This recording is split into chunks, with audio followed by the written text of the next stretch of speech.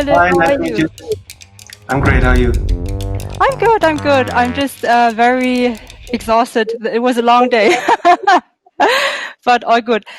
First of all, welcome to the PAKCon. I mean, probably most of the people from the audience already know you. But for those ones who are new, can you please explain who you are and what you're doing? Yeah, my name is Philipp Kloeckner, or many people address me as Pip as well, so that was all right. I've started at Idealo, the market-leading price comparison, like 15 years ago, and since then I'm doing online marketing, digital product, and search engine optimization. The last 10 years, I've mostly been an advisor and investor, so I've worked with lots of German, but also international startups and growth companies. And in the last few years, I'm more and more consulting investing companies, so some of the biggest private equity firms, still with a focus on search engine optimization, online marketing, and digital product. Okay, cool. I also read through your LinkedIn profile, and it also said that you're focusing on accessibility. And I think it depends on how you put accessibility, but it can also be used in terms of making websites accessible for people who will have a few limitations. So can you maybe explain a little bit what you meant with that? Good question. However, it's actually a pretty technical term. So I'm trying to help companies making the website accessible for the probably most disabled user, which is the Googlebot. So accessibility in that case means making the data as easily obtainable as possible for Google and saving some resources for Google. However, usually if you do that correctly, it would also help to make the website more accessible for blind people, for example. So if you follow great SEO advice, then you would usually automatically improve your website for handicapped people as well. So. Okay, good. Then at least that's also working then. I mean, if we can cater for the bot, then also for the others. Okay, I'll pick one question from the audience. Not sure if it's really from the audience, but we'll see. Would you rather live 100 years in the past or 100 years in the future, and why? Very good question. Let me think 1 second. I'd probably live 100 years in the future, not because I'm a huge tech optimist. However, I think looking back, the world has become better over time. So if you compare the generation of our grandparents with their grandparents, the world has usually become much better. So I think being conservative is one of the biggest crimes that there is, because we know that the world has always gotten better over time. So if we try to conserve what is now, that by definition means we are settling with a world that is worse than it could be. So we should strive to be progressive, not totally libertarian, but progressive. So that's why I probably like to live in the world 100 years in the future, because it should be a better world if the world continues to evolve like it has before. Yeah, okay. Sounds very much as if you've been reading the book Factfulness. Which book? Factfulness? Actually not. Probably I should. Ah, okay. Maybe it's a good recommendation then. It basically just covers the idea of that, or not the idea, it actually backs it up with data that everything in the world is actually changing to the positive side. So maybe that's some interesting read for you. Yeah. I'm following Max Rosa, who does This World in Data, and he has lots of statistics like that. Ah, okay. I can recommend that a lot. Yeah. Yeah. Okay. And I think because you're actually doing a live recording today regarding for the Doppelganger podcast, so maybe you can tell a bit more of what the Doppelganger podcast is actually about, but also what's going to be the topic for today. Happy to do so. So the Doppelganger podcast is quite young still. So we started like a quarter ago. It's the 17th episode now, I think. Basically, a person who has almost the same name like I carry, and who like was confused a lot with my person actually. Like we met just because we've always been confused, and we don't know each other too well. However, we like have a 1 to 2 hours telephone call once a week now, and we're discussing kind of the the most what we perceive to be the most relevant news in tech and marketing, and we try to do one of a few deep dives on business models, marketing tactics, the whole platform economy, and it's like growing very fast. Still, like we're surprised how much people like it's. We have more than 10,000 subscribers since weeks already, and are still growing at the same pace. So we're curious how big this can be. Okay. And today we might talk about something a bit less platform economy and a bit more startup focused. Usually, like my co-host is asking most of the questions, but I think he was following the conference, and I will ask him as well what he has learned today, because there have been so many great talks. So I hope he can present some learning bits for all of us. Okay, cool. And actually, so you said that he was seeing a few sessions. Have you been following the PAKCon today already? And what were your favorite sessions, actually? So I was following a lot of sessions through the morning and around noon, mostly around marketing, a bit more on the branding side, because I'm more like my expertise is more in the performance space, I'd say. So I'm super interested in learning more about above the line media. So that was interesting. Found some of the sponsored talks actually to be quite interesting. Okay. But that was surprising. I saw Tarek from About You, obviously. Always great to get an update there, and good to hear that there's above the line media beyond TV. So that was interesting. Followed the payment stuff. Home Day I found quite interesting. And then I got actually carried away by Alexander Graf posting the Twitch link into the comments. And then I basically wasted 90 minutes of my afternoon, in which I should have worked and prepared the podcast on Twitch with Alexander Graf. Okay. And will you watch something after our session now, or will you just basically use the time to prepare yourself for the podcast? I think we only have 20 minutes. Like the podcast will start at 5 p.m., so there will not be too much time left. So I'll probably get a new glass of tea and prepare for our recording. Yeah. Okay. We have one question from the audience. So Ole, head of data at Project A, asked, could Pip elaborate a bit on his legal case against Google's ranking algorithm? So I've been active, like more or less active in two cases. One is the very old competition case in the EU, which has been kind of decided already, but maybe that refers to me being asked to be an expert witness in a UK search case. I guess that's what the question is about. That's quite interesting. So this was a UK price comparison website that claimed to have been unlawfully or unfairly treated by Google like 10 years ago. And to defend itself, it sued Google for that in the UK for damages. And Google basically submitted documents that would lay out how that company was treated fairly, or just by algorithms they produced, which treat everyone the same. However, as this is kind of a trade secret for Google, these documents have basically been black for everyone else. So just very few people could actually read them.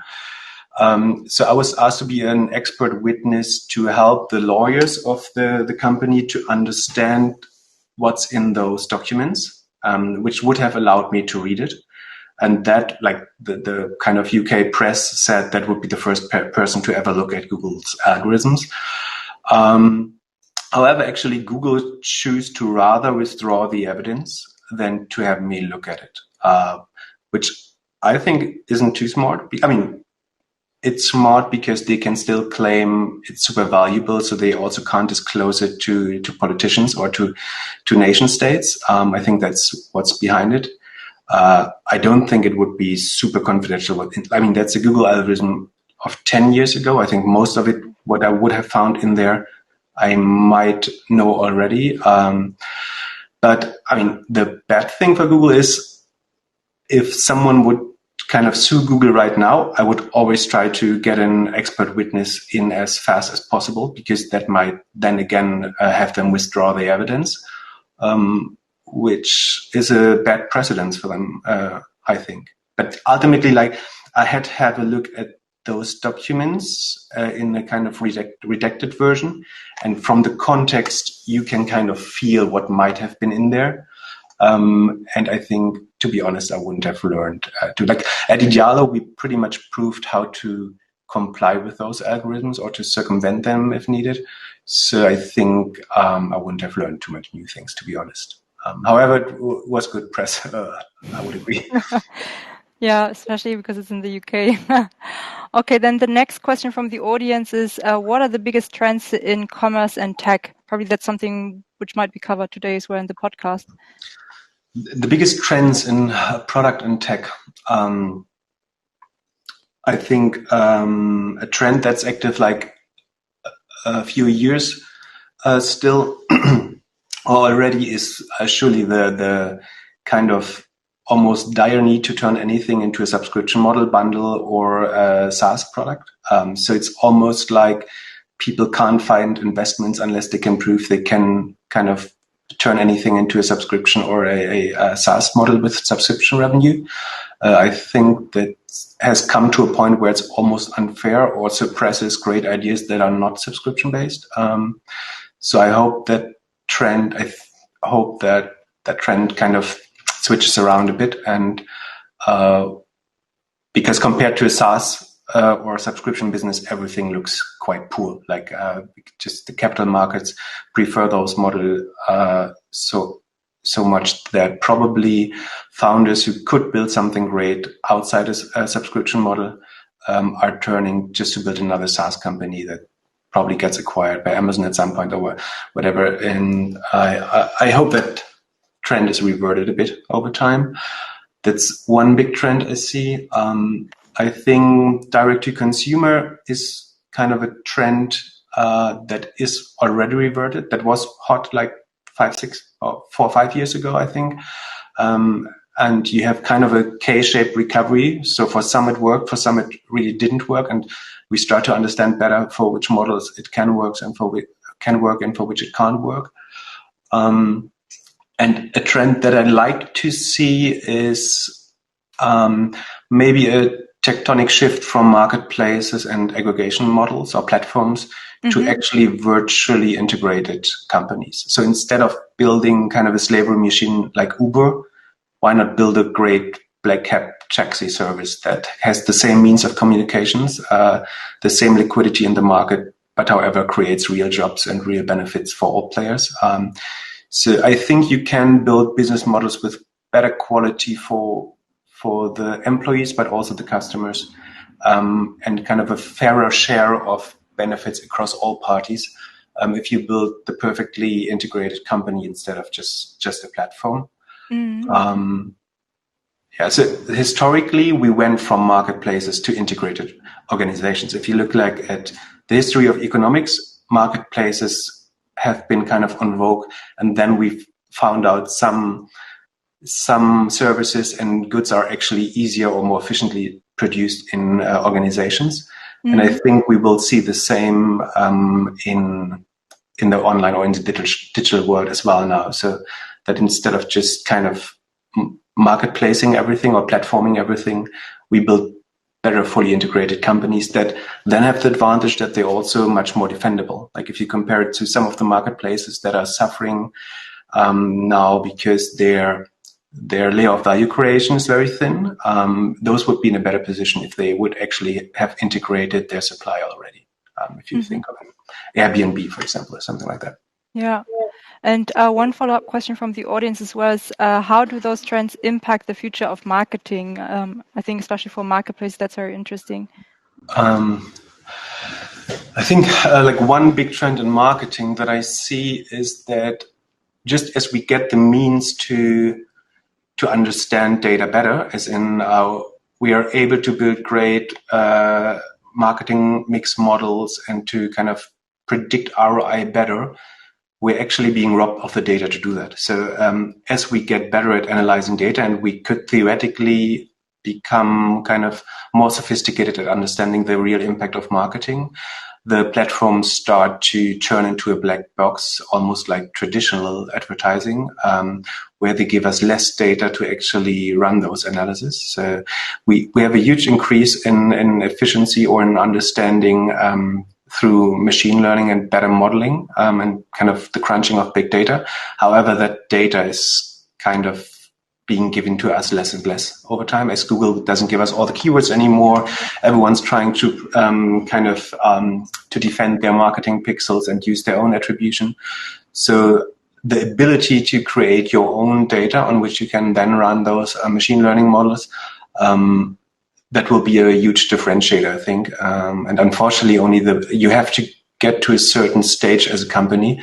Like if you think in that marketing kind of stage model that Florian and Philipp have presented today, I think you have to reach like stage 3 or 4 likely to be able to do that efficiently. And until then, you're kind of left with believing what Facebook and Google reports to you. Yeah, that is very true. I think like going forward, we will definitely face more issues with data privacy and causing basically also less data for the advertisers, and definitely going to be a challenge. I think one hypothesis here is is that the advertising or efficient advertising will basically not be available to smaller advertisers because basically they don't have the power in terms of data, but also in terms of media spend to really also do probabilistic methods on their side. So what's your take on that? Yeah, I couldn't agree more. So I think for the smaller advertisers, it will become more like an autopilot game where you swipe your credit card and Google basically is optimizing their profitability against your willingness to pay. So they give you exactly the amount of leads or sales that you are just willing to accept so that you spend 100% of your potential ad budget. And that's what the ad platforms will optimize against. On the other hand, it will become kind of more democratic, so everyone will be able to run campaigns very fast and set them up without lots of knowledge. That certainly isn't a good look for the agency scene, I guess, that are kind of working with small and mid-sized businesses. Yeah. Okay, and okay, no, the screen was just a little bit disappearing. So one question as well from the audience is, what are other podcasts you recommend listening to, except yours, obviously? I think, at least in Germany, it's certainly the Kassenzone from Alexander Graf and Online Marketing Rockstars podcast. Internationally, it's like most of the stuff from Vox Media and Pivot with Scott Galloway, his own show, Prof G Show. I obviously listen to. Beyond that, Recode Media maybe. Yeah, I think these would be the most important ones. Actually, most like 90% of the stuff I listen to is rather international. Yeah. Okay, and what is that then? Yeah, so like all the ones I've mentioned, probably. I'm just thinking if I have a real like Geheimtipp. Deutscher Rundfunk. I have to think harder. I don't know, but the ones I've just mentioned are podcasts I'm really listening to on a weekly basis. And it becomes harder and harder to find the time because there's so much content out there. Lots of it is actually good. Yeah. Okay. So we running out of time. We only have 1 minute left, but I'd like to use that 1 minute to ask you random questions. Go ahead. One I already asked to Dania, and I think that's actually a very cool one, is who's your female role model? Probably easy to guess. It's most certainly our Danish competition commissioner, Margrethe Vestager, which I think is a great role model for women, a great politician. a really smart and fair woman with a good sense of fairness, and I think she's doing a great job for the good of European citizens. Mm-hmm. Okay, and then last question: oldtimer or Tesla? Probably no car at all. If a car, then actually an oldtimer, because I like the round shapes of oldtimers. Probably. Yeah, me too. Anything 90, 70 or so. Okay, but rather cool. no car, to be honest. I think it's totally inefficient to be driving around with something that's 2 tons in weight. Okay, so the team just said that we have another 2 minutes. So if it's okay for you, I'll ask you. Sure. Yeah. Okay. Cool. Go ahead. So cats or dogs? Cats. Okay, interesting. Cats are, I think cats is just like this one animal which gets like the most memes ever. Yeah, they break the internet. Yeah. Okay, and what's your favorite ice cream? I'm not a big ice cream lover, to be honest. I'm What? Oh my more God. the There's so much savory guy, Ben not the Jerry's. sweet. So I'd usually prefer like a good cheese as a dessert, to be honest. But if it was ice cream, then maybe a sorbet. So something like passion fruit sorbet or something, or a lemon, or some fruity stuff. Okay, sounds very exquisite though. Okay, and then a question from the audience: Radar or Twix? Again, no sweet. Like I wouldn't eat neither. So. Okay. Then Mac or Windows? Best of both worlds. So I have an Android phone. I have a Windows desktop PC, and I'm using an iPad Pro for most of my video calls. So it depends on the use case. But if it's like I'm working on a Lenovo X1 laptop, so more Windows probably plus Android. Okay, cool. Very mixed up though. Cool. Then thank you so much for being here or being here virtually. And for everyone else, please feel free to join the podcast and listen in. And yeah, thank you. Thanks for having me. It was a pleasure. Bye bye.